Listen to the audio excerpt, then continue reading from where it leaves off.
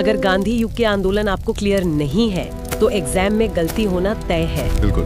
लेकिन आज हम पूरे गांधी युग को इतने क्लियर तरीके से समझेंगे कि कोई भी क्वेश्चन अब नहीं छूटेगा। बिल्कुल। इतिहास को सिर्फ तारीखों का पुलिंदा समझना एक बहुत बड़ी भूल है।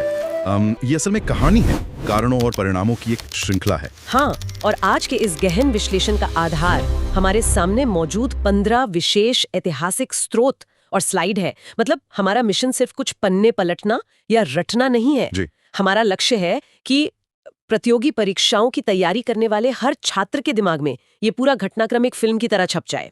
तो चलिए इस दिलचस्प सफर की शुरुआत करते हैं। बिल्कुल। इस कालखंड को समझने के लिए सबसे पहले हमें उस समय की जमीनी हकीकत को समझना होगा। तो स्लाइड 1 में अगर हम देखें तो ये पूरे गांधी युग यानी 1915 से 1947 तक का एक विजुअल रोड मैप है। रोड मैप तो बहुत जरूरी होता है किसी भी सफर से पहले। एकदम सही। अब स्लाइड 2 में आते हैं। 9 जनवरी 1915 ये वो ऐतिहासिक तारीख है जब गांधी जी दक्षिण अफ्रीका से भारत लौटे थे, जिसे हम आज प्रवासी भारतीय दिवस के रूप में मनाते हैं। जी हाँ। और इसके अगले ही साल 1916 में उन्होंने साबरमती आश्रम की स्थापना की। पर यहाँ एक बहुत बड़ा वैचारिक सवाल उठता है। दक्षिण अफ्रीका में इतने सफल सत्याग्रह के बाद भारत लौटने पर उन्होंने सीधे कोई बड़ा आंदोलन क्यों नहीं किया? हाँ, मतलब अनुभव तो था ही उनके पास, तो तुरंत शुरू कर सकते थे। लेकिन इसका कारण एक बहुत ही गहरी सोच थी। यहाँ उनके राजनीतिक गुरु गोपाल कृष्ण गोखले की भूमिका आती है। गोखले जी ने उन्हें एक ट्रिक या कहें एक अहम सलाह दी थी कि पहले 1 साल तक पूरे भारत का भ्रमण करो, राजनीति से बिल्कुल दूर रहो। अच्छा। और ध्यान दें, ये बहुत इंपॉर्टेंट है। एग्जाम में बार बार पूछा जाता है कि गांधी जी के राजनीतिक गुरु कौन थे? उत्तर है गोपाल कृष्ण गोखले। तो मतलब ये तो बिल्कुल वैसा ही हो गया ना, जैसे किसी भी नए खेल के मैदान में उतरने से पहले पिच का मिजाज समझना जरूरी होता है। बिना पिच को पढ़े सीधे शॉट मारना तो बेवकूफी हो सकती है। बहुत ही सटीक उदाहरण दिया आपने। गोखले जी की इस सलाह ने असल में गांधी जी को भारत की असली पिच समझने का मौका दिया। और जब 1 साल बाद पिच समझ आ गई तो खेल कैसे शुरू हुआ, ये बहुत दिलचस्प है। स्लाइड 3 में हम इसी खेल का एक मास्टर मेमोरी सूत्र देखेंगे। कोई ट्रिक है क्या? बिल्कुल। इसे CAK ट्रिक यानी CAK ट्रिक कह सकते हैं। C से चंपारण, A से अहमदाबाद और K से खेड़ा। CAK, अच्छा। और इस पूरी क्रोनोलॉजी को एक कहानी की तरह याद रखने के लिए एक मास्टर वाक्य ट्रिक है। ध्यान से समझने की कोशिश करें। चंपा अहमदाबाद में खड़ी है, खिलाफ है असहयोगी के और सभी दलों से भारत छोड़ने को कह रही है। अरे वाह, ये तो बहुत रोचक है। मैं इसे एक बार फिर से दोहराता हूं। शब्दों के क्रम पर ध्यान दें। चंपा अहमदाबाद में खड़ी है, खिलाफ है असहयोगी के और सभी दलों से भारत छोड़ने को कह रही है। यहां चंपा से चंपारण, अहमदाबाद से मिल हड़ताल और खड़ी से खेड़ा है। और खिलाफ से खिलाफत, असहयोगी से असहयोग आंदोलन। ये मास्टर वाक्य तो सच में बहुत प्रभावी है। मतलब एग्जाम हॉल में जब 4 ऑप्शन आते हैं ना, तो ये फ्लो बहुत काम आएगा। सही कहा। तो अब इसी क्रम के पहले अक्षर C की ओर बढ़ते हैं। स्लाइड 4 में हम चंपारण सत्याग्रह देखते हैं जो 1917 में हुआ। ये भारत में गांधी जी का पहला प्रयोग था। पर वहां असल समस्या क्या थी?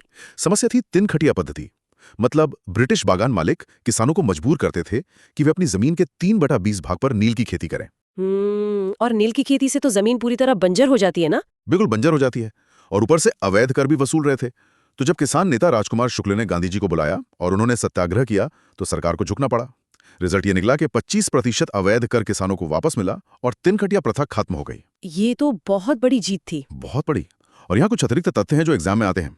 ये भारत में गांधी जी का पहला सविनय अवज्ञा था और इसी सफलता के बाद रविंद्रनाथ टैगोर ने उन्हें महात्मा की उपाधि दी थी। अब जरा पॉज करके सोचो, भारत में गांधी जी का पहला सत्याग्रह कौन सा था? इसका सीधा उत्तर है चंपारण। चंपारण की जीत ने तो देश में एक नई उम्मीद जगा दी होगी। लेकिन इसके तुरंत बाद उनका ध्यान गुजरात के मिल मजदूरों की तरफ कैसे गया? यही उनकी सामाजिक पकड़ थी। स्लाइड 5 में हम 1918 की अहमदाबाद मिल हड़ताल देखते हैं। ये CAK ट्रिक का A है। इसका कारण था प्लेग बोनस का विवाद। मजदूर 50% वेतन वृद्धि चाहते थे और मालिक केवल 20% दे रहे थे। तो ये सीधे तौर पर पूंजीपतियों और मजदूरों का टकराव था। जी। और यहीं पर गांधी जी ने एक नया हथियार निकाला। भारत में पहली बार भूख हड़ताल का प्रयोग यही अहमदाबाद में हुआ था। ये बहुत इंपॉर्टेंट है। अंततः ट्रिब्यूनल बैठा और मजदूरों को 35% बोनस मिला। 35%। और फिर इसी साल एक और आंदोलन भी तो हुआ था ना? हाँ, स्लाइड 6 में हम खेड़ा सत्याग्रह देखते हैं जो CAK ट्रिक का K है। कारण था कि खेड़ा में फसल पूरी तरह बर्बाद हो चुकी थी, फिर भी ब्रिटिश सरकार पूरा लगान मांग रही थी। ये तो सरासर अन्याय कहा। बिल्कुल। परिणाम ये हुआ कि गांधी जी के दखल के बाद सरकार झुकी और केवल सक्षम किसानों से ही टैक्स लिया गया। इसे भारत का पहला असहयोग माना जाता है। और एक बहुत बड़ा फैक्ट, सरदार वल्लभ भाई पटेल प्रमुख नेता के रूप में यही जुड़े थे। अच्छा, पर एक बात बताइए, चंपारण में किसान, अहमदाबाद में मजदूर और खेड़ा में फिर किसान, क्या ये गांधी जी की कोई रणनीति थी क्या अलग अलग वर्गों को एक एक करके जोड़ा जाए? ये बहुत गहरा सवाल है। हाँ, ये कतई इत्तेफाक नहीं था। वे एक एक ईंट रखकर एक राष्ट्रीय आंदोलन की मजबूत नींव तैयार कर रहे थे। लेकिन स्थानीय से राष्ट्रीय स्तर पर जाने के लिए एक बड़ी चिंगारी की जरूरत थी, जो हमें स्लाइड 7 में दिखाई देती है। 1919 वाली घटना। जी, मार्च 1919 में ब्रिटिश सरकार ने रॉलेट एक्ट पारित किया। बिना दलील, बिना वकील, बिना अपील का काला कानून। और फिर 13 अप्रैल 1919 को जलियांवाला बाग हत्याकांड हुआ, जिसने पूरे देश को झकझोर कर रख दिया था। बिल्कुल। इस घटना ने ब्रिटिश न्याय प्रणाली से लोगों का विश्वास हमेशा के लिए खत्म कर दिया, और इसी गुस्से ने एक बड़े आंदोलन का रूप लिया।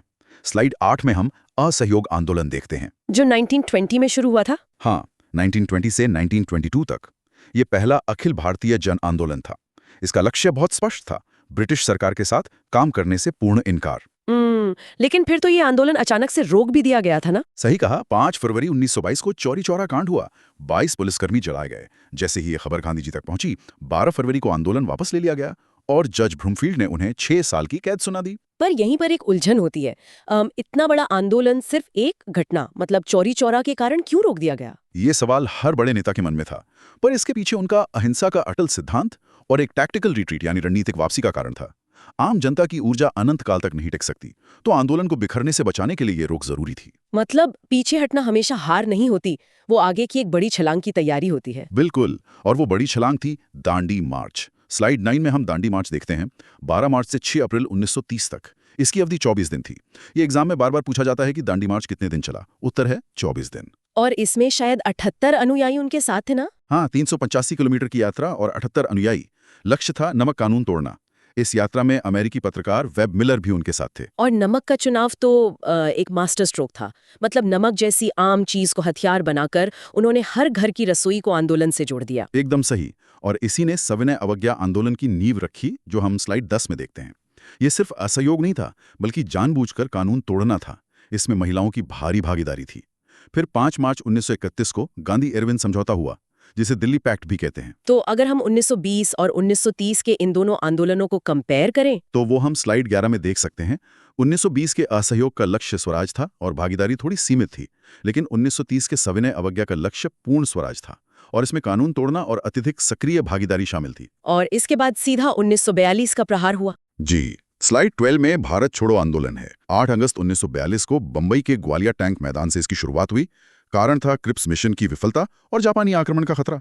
तो अंग्रेजों ने भी तो कुछ एक्शन लिया होगा तुरंत? बिल्कुल। 9 अगस्त की सुबह ही ऑपरेशन जीरो आर चलाकर सभी बड़े नेता गिरफ्तार कर लिए गए।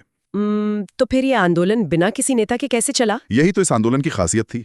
ये एक नेतृत्व विहीन आंदोलन बन गया।